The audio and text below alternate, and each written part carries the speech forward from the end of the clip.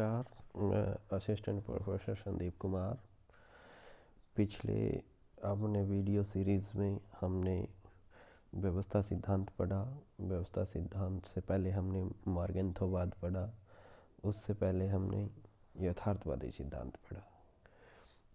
यथार्थवादी जिस तरह यथार्थवाद में मार्गेंथो का नाम है, व्यवस्था सिद्धांत में मैटर कैपलन का नाम है, उसी तरह मार्क्सवाद में कार्ल मार्क्स को छोड़ के लेनिन का भी नाम है।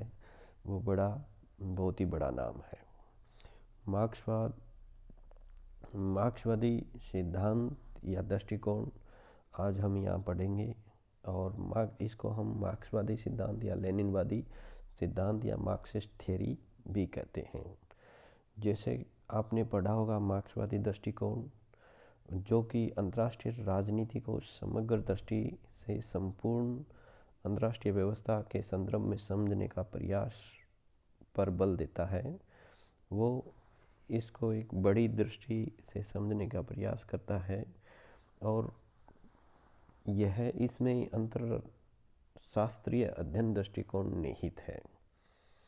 अंतरशास्त्रीय अध्ययन दृष्टिकोण का मतलब वो होता है कि जिसमें सभी जो शास्त्र हैं, सब्जेक्ट हैं, उनको एक साथ पढ़ा जाए।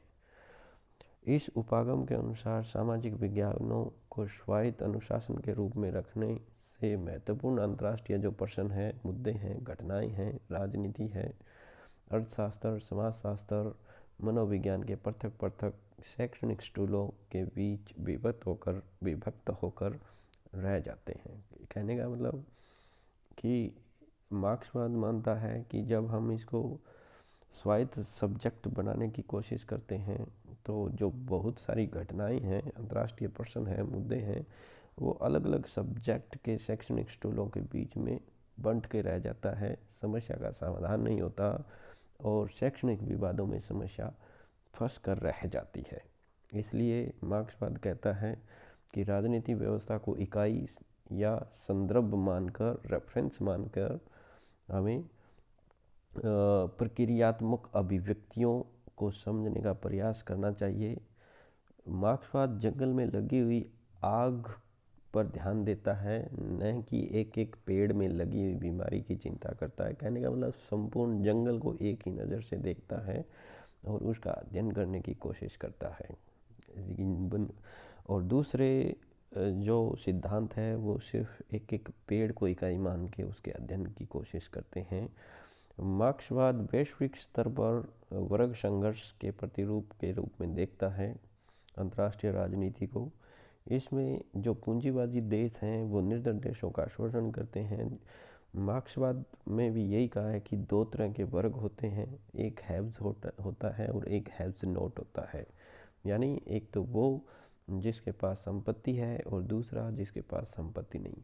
तो मार्क्सवाद मान के चलता है कि जिस तरह एक पूंजीपति व्यक्ति मजदूरों का शोषण करता है, उसी तरह एक पूंजीवादी देश है वो निर्धन देशों का शोषण करता है और अपने राष्ट्रीय हितों की सुरक्षा के लिए युद्ध लड़ता है, विस्तारवाद की नीति अपनाता है। इस समस्या के समाधान के लिए मार्क्सवाद में कहा जाता है कि सभी मजदूरों को एक हो जाना चाहिए, क्योंकि मजदूरों का कोई देश नहीं होता, वो केवल एक ही वर्ग से संबंधित होते हैं और संगठित होकर पूंजीवाद से संबंधित सभी जो बुराइयां हैं उसको उखाड़ फेंके, ऐसा उनको प्रयास करना चाहिए।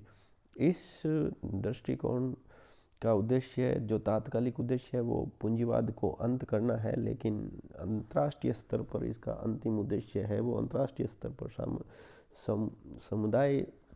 साम्यवादी समुदाय का निर्माण करना है, जिसमें पूंजीवादी व्यवस्था की जो बुराइयां हैं वो ख़त्म हो सके। शोषण है, आर्थिक विषमता है, विस्तार है, युद्ध है, ये सारी चीज़ें पूंजीवाद की दी हुई होती है। इसको अंतर्राष्ट्रीय लेवल पर मार्क्सवाद ख़त्म करना चाहता है। मार्क्सवाद का ही पूरक है वो लेनिनवाद है। यानी लेनिन ने भी मार्क्सवादी सिद्धांत को अपना विचार क्षेत्र बनाया और मार्क्सवाद में कुछ सुधार किए। 1917 में लेनिन के नेतृत्व में समाजवादी क्रांति रूस में हुई और उसके बाद में इस विचारधारा की बहुत लोकप्रियता बढ़ी और इसे फिर लेनिन ने ही बुजुर्गों और मजदूरों का वर्ग संघर्ष अंतर्राष्ट्रीय स्तर पर अंतर्राष्ट्रीय राजनीति को भी प्रभावित करने लगा। यानी कहने का मतलब लेनिन ने इसे एक अंतर्राष्ट्रीय विचारधारा बना दी और अंतर्राष्ट्रीय राजनीति पे इसको लागू किया, क्योंकि रशिया में जब क्रांति हुई तो उसने बहुत से देशों के जो संबंध थे उनको प्रभावित किया। अंतर्राष्ट्रीय राजनीति के प्रति मार्क्सवादी विचार उसके राष्ट्रीय राजनीति के प्रति विचारों से निःशर्त है, यानी जुड़े हुए हैं। जिस प्रकार मैंने बताया कि प्रत्येक वर्ग में गरीब और अमीर दो देश होते हैं, दो वर्ग होते हैं, दोनों के बीच में संघर्ष चलता रहता है। और उसी तरह अंतर्राष्ट्रीय राजनीति में भी पूंजीवादी और गरीब देशों के बीच जो पिछड़े हुए राज्य हैं उनमें संघर्ष चलता रहता है। और जो अंतर्राष्ट्रीय राजनीति में पूंजीवादी देश हैं वो विस्तारवाद के लिए युद्ध का सहारा लेते हैं और युद्ध से गरीबों का शोषण करते हैं। और उसके बाद में जब धीरे धीरे साम्यवादी क्रांति होती है, समाजवाद का संस्थापना होगी, समाजवाद का स्थापना होगी, तो फिर शोषण का अंत होगा। आंतरिक शोषणों के विरोध में मजदूर संघर्ष राज्यों में समाजवाद लाएंगे। जो मजदूर संघर्ष होंगे वो अनेक राज्यों में समाजवाद लाएंगे और समस्त समाजवादी राज्य एकजुट कर होकर विश्व स्तरीय पूंजीवाद को उखाड़ फेंकेंगे। इसके लिए विभिन्न घटनाएं होगी। जैसे मार्क्स के अनुसार विश्व एक भौतिक जगत है, इसमें घटनाएं और वस्तुएं एक दूसरे संबंधित है। भौतिक जगत है, इसमें जो घटनाएं होती है किस वजह से होती है, वो वस्तुओं की वजह से होती है, वो आपस में संबंधित है। भौतिक जगत में परिवर्तन निरंतर होते रहते हैं, यानी परिवर्तन चलते रहते हैं। और उसी तरह सामाजिक जीवन में भी परिवर्तन होते रहते हैं। इन परिवर्तनों के कारण भौतिक परिस्थितियों इन परिवर्तनों का कारण भौतिक परिस्थितियां हैं। भौतिक परिस्थितियों से मार्क्स का अभिप्राय आर्थिक संबंधों से है। कहने का मतलब जैसे आर्थिक संबंध होंगे वैसे ही विश्व का निर्माण होगा। यदि पूंजीवादी आर्थिक संबंध है तो पूंजीवादी विश्व का निर्माण होगा, साम्यवादी आर्थिक संबंध है तो साम्यवादी विश्व का निर्माण होगा। यानी आर्थिक संबंध हर समय में जो आर्थिक संबंध होते हैं वो अंतर्राष्ट्रीय राजनीति को प्रभावित करते हैं और राज्य की राजनीति को प्रभावित करते हैं। मार्क्स ने वर्ग संघर्ष को सामाजिक परिवर्तन का माध्यम माना है, यानी जो पूंजीवादी वर्ग और जो मजदूर वर्ग है उसमें जो संघर्ष है उसी से सामाजिक परिवर्तन होता है। कम्युनिस्ट मैनिफेस्टो मार्क्स ने लिखी थी और इस सिद्धांत को उसने स्पष्ट रूप से कहा है कि समाज के विकास के लिए जो वर्ग संघर्ष है वो बहुत ही ज़रूरी है। और वो ये मानता है कि आज तक का इतिहास है वो वर्ग संघर्ष का इतिहास रहा है, यानी आज तक के इतिहास में दो वर्गों के बीच में हमेशा वर्ग संघर्ष चलता रहता है। एक पूंजीपति वर्ग होता है, दूसरा श्रमजीवी वर्ग होता है। और पूंजीपति को बुर्जुआ कहा जाता है, श्रमजीवी को सर्वहारा कहा जाता है। और बुर्जुआ और सर्वहारा के बीच में संघर्ष चलता रहता है। धीरे धीरे मजदूर वर्ग है वो इकट्ठा होकर बुर्जुआ वर्ग को सत्ता से हटा देगा और अपना प्रभुत्व स्थापित कर लेगा। मार्क्सवादी दृष्टिकोण के अनुसार अंतर्राष्ट्रीय समाज में भी इसी तरह दो तरह के डिवाइडेशन है, अमीर और गरीब के बीच में, और विकासशील और विकसित देशों के बीच में विभाजित है। विकासशील और विकसित देश आपस में एक दूसरे का शोषण विकसित देश है वो विकासशील देशों का शोषण करते रहते हैं, और जो विकासशील देश है वो पिछड़े हुए हैं, अविकसित हैं और बुजुर्गा राज्यों के द्वारा शोषित किए जाते रहते हैं। पूंजीपति देशों में भी आपसी कलह और संघर्ष चलती रहती है, क्योंकि लेकिन जो विकासशील गरीब देश हैं उन पर नियंत्रण बनाए रखने के लिए वो एकजुट हो जाएंगे। यानी जब भी उनको इस तरह का कोई मुद्दा होगा तो विकासशील देशों पर नियंत्रण का मुद्दा होता सभी पूंजीवादी एक साथ आ जाएंगे। वैसे ये लड़ते रहते हैं क्योंकि आर्थिक शक्ति की सर्वोपरिता का तर्कसंगत परिणाम आर्थिक शक्ति युक्त वर्ग का प्रभुत्व की अवस्था में होना है। यानी जब आर्थिक शक्ति की सर्वोपरिता का मैटर आता है तो उसमें आर्थिक शक्ति युक्त वर्ग है वो उस समय प्रभुत्व की अवस्था में होता है। तो यह राजनीतिक शक्ति की, और जब ऐसा होता है तो राजनीतिक शक्ति की गौणता का सूचक होता है। इसी परिप्रेक्ष्य में मार्क्सवादी सिद्धांत पर विचार व्यक्त किया जाता है तो निम्नलिखित 4 जो अंतर संबंधित धारणाओं पर बल दिया जाता है। पहला धारणा ये है कि सर्वहारा अंतर्राष्ट्रीयवाद। अंतर्राष्ट्रीय राजनीति में मार्क्सवादी सिद्धांत है वो सर्वहारा के अंतर्राष्ट्रीयवाद पर आधारित है, जो स्वयं विश्व स्तर पर श्रमिकों की एकजुटता के सिद्धांत पर जोर देता है कि पहले एक देश के श्रमिक एक होंगे और फिर विश्व स्तर पर सभी श्रमिक एकजुट हो जाएंगे और ये जो बुजुर्गा राष्ट्रवाद है उसका विरोध करेंगे और अंतर्राष्ट्रीय समाजवाद की स्थापना पर जोर देंगे। सर्वहारा अंतर्राष्ट्रीयवाद दुनिया के मजदूरों के सामूहिक हित पर जोर देता है और उसके अनुसार मजदूरों को अपना कोई देश नहीं होता और सर्वहारा की मुक्ति के लिए संगठित कार्रवाई उपेक्षित है, यानी सभी मजदूरों को जिनका कोई देश नहीं है उनको संगठित होकर बुजुर्ग वर्ग के अगेंस्ट, पूंजीपति जो देश है उनके अगेंस्ट कार्रवाई जरूरी है, तभी एक व्यक्ति दूसरे व्यक्ति का शोषण ख़त्म कर पाएगा और ये तभी ख़त्म होगा। तब उसी अनुपात में जब जिस अनुपात में एक व्यक्ति का शोषण दूसरे व्यक्ति के द्वारा ख़त्म किया जाएगा, उसी अनुपात में एक राष्ट्र है वो दूसरे राष्ट्र के शोषण को ख़त्म करेगा। यानी एक मजदूर राष्ट्र, गरीब राष्ट्र, विकसित विकासशील राष्ट्र दूसरे राष्ट्र के सहयोग करेगा और विकसित देश की जो पूंजीवादी व्यवस्था है उसको उखाड़ फेंकेगा। सभी दूसरा मान्यता है कि अंतर्राष्ट्रीय आत्मनिर्भर निर्णयता का सिद्धांत, यानी सभी राष्ट्र को कौन सी राजनीतिक व्यवस्था अपनानी है इसका निर्णय लेने के लिए वो स्वतंत्र होंगे।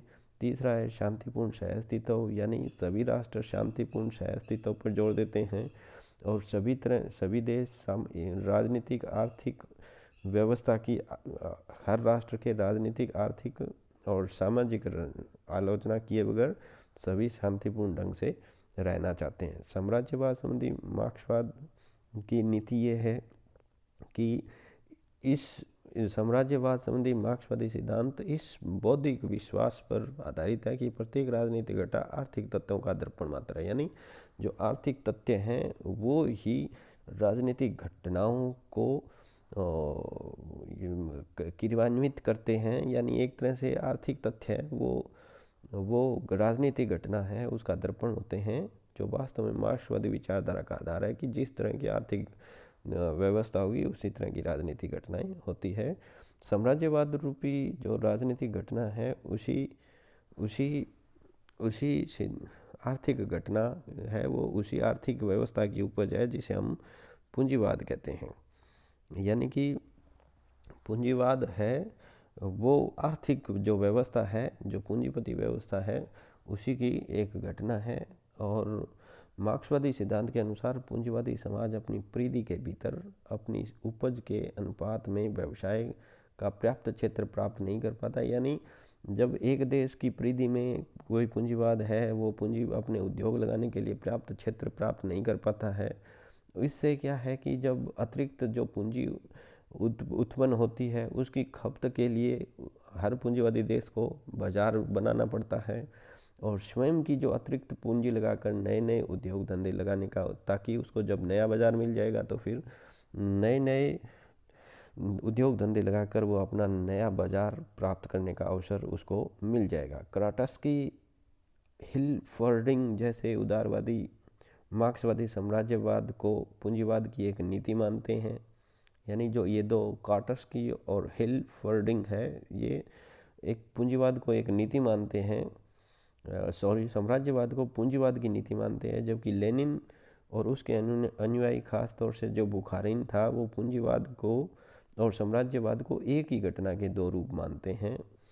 लेनिन के मतानुसार साम्राज्यवाद है वो पूंजीवाद की उच्चतर विकसित और अंतिम दशा, इसके बाद में पूंजीवाद खत्म हो जाएगा और इसके बाद आने वाली जो कार्य कारण का संबंध रखने वाली 5 दशाओं से उसे गुजरना पड़ेगा। साम्राज्यवाद जब स्थापित होता है पूंजीवाद का तो उसमें 5 दशाएं होती है। पूंजीवाद का विकास होने में जब पूंजीवाद का विकास होता है तो इसमें केंद्रीयकरण की प्रवृत्ति बढ़ती है, यानी सभी उद्योग, बड़े धंधे, ट्रस्ट, मूल्य निर्धारक संगठन जिसको कार्टेल कहते हैं वो बनने लगते हैं और ये फिर सभी कुछ ही पूंजीपतियों के हाथों में आ जाते हैं। पूंजीपतियों का बैंकों पे भी अधिकार होता है, वित्तीय क्षेत्र पे भी अधिकार हो जाता है, उद्योगों पर भी नियंत्रण स्थापित करते हैं।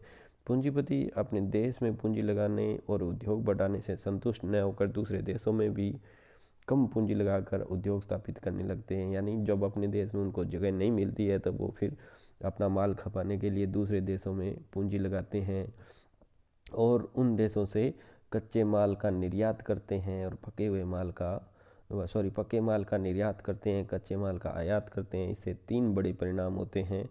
पहला, साम्राज्यवाद का विकास है, पहला परिणाम, क्योंकि जब बाहर पूंजी लगाने जाते हैं तो मुनाफा सुरक्षित रखने के लिए तथा कच्चा माल पाने के लिए और तैयार माल को खपाने के लिए इस बात का वो पूरा ध्यान रखते हैं कि वे देश उपनिवेश या वंशवर्ती प्रदेश बनकर उनके राजनीतिक प्रभुत्व में आ जाए। यानी वहाँ वो अपना साम्राज्य स्थापित करना चाहते हैं और उपनिवेश स्थापित करना चाहते हैं। दूसरा, युद्ध पैदा होता है, क्योंकि जब एक देश पूंजीपति देश है वो अपना उपनिवेश बनाता है तो दूसरे पूंजीपति देश भी अपने उपनिवेश स्थापित करने की होड़ में आ जाते हैं और ये होड़ इतनी बढ़ जाती है कि गुटबंदियाँ बनने लगती है और गुटबंदियाँ बनने के बाद में विभिन्न देशों में अपने माल और मंडियों को सुरक्षित रखने, उपनिवेशों को सुरक्षित रखने के लिए आपसी युद्ध प्रारंभ हो जाते हैं और उससे फिर क्या होगा, पूंजीवाद के विध्वंस तथा साम्यवादी क्रांति का पथ प्रदर्शित हो जाएगा। यानी पहले साम्राज्यवाद आएगा, बढ़ेगा, फिर ये साम्राज्यवाद बढ़ाने के लिए युद्ध होगा और जब युद्ध होगा तो फिर पूंजीवाद खत्म होकर साम्यवाद की क्रांति होगी। साम्यवादी क्रांति में सभी मजदूर लोग हैं वो इकट्ठे होकर पूंजीवादी जो व्यवस्था है, साम्राज्यवाद है, उसको ख़त्म कर देंगे, उपनिवेशवाद को ख़त्म कर देंगे और इस प्रकार के युद्ध एक महान अंतर्विरोध पैदा करते हैं, कॉन्ट्राडिक्शंस पैदा करते हैं। पूंजीपति अपने स्वार्थों के लिए लड़े जाने वाले इन युद्धों को मज़दूरों को बलि का बकरा बनाते हैं। यानी जब युद्ध होते हैं तो फिर मज़दूरों को बलि का बकरा बनाया जाता है और इसे जो मज़दूर है वो जल्दी ही समझ जाते हैं कि असली शत्रु है वो विदेशी शक्तियाँ नहीं बल्कि अपने देश के ही पूंजीपति हैं और उनके अगेंस्ट क्या क्रांति करके साम्यवाद की स्थापना करते हैं। और इसके लिए 1971 में रूस के बोल्शेविक क्रांति में ऐसा ही हुआ। ये एक एग्जाम्पल के रूप में पेश किया जाता है। नीचे इस चार्ट में लेनिन के मतानुसार साम्राज्यवाद के विकास की दिशाएं बताई गई है कि पहले केंद्रीकरण होता है, बैंकों पर भी केंद्रीकरण होता है, उद्योगों पर पूंजीपतियों का अधिकार होता है, फिर पूंजी का निर्यात होता है, फिर साम्राज्यवाद स्थापित होते हैं और फिर पूंजीपति राष्ट्रों में भूमंडल का बंटवारा होता है। संक्षेप में हम यही कहेंगे कि अंतर्राष्ट्रीय संबंधों में मार्क्सवादी दृष्टिकोण सर्वहारा अंतर्राष्ट्रीयवाद, पूंजीवाद का विरोध, आत्मनिर्णय, शांतिपूर्ण सहअस्तित्व और साम्राज्यवाद के प्रतिरोध की अवधारणा पर आधारित है। ये हमारा आज लेनिनवादी मार्क्सवादी अप्रोच थी। अंतर्राष्ट्रीय राजनीति की इम्पोर्टेंट जो आपके सिलेबस में अप्रोच हैं वो यहाँ ख़त्म होती है। आगे हम राष्ट्र शक्ति नामक जो सब टॉपिक है उस पर विचार करेंगे। धन्यवाद।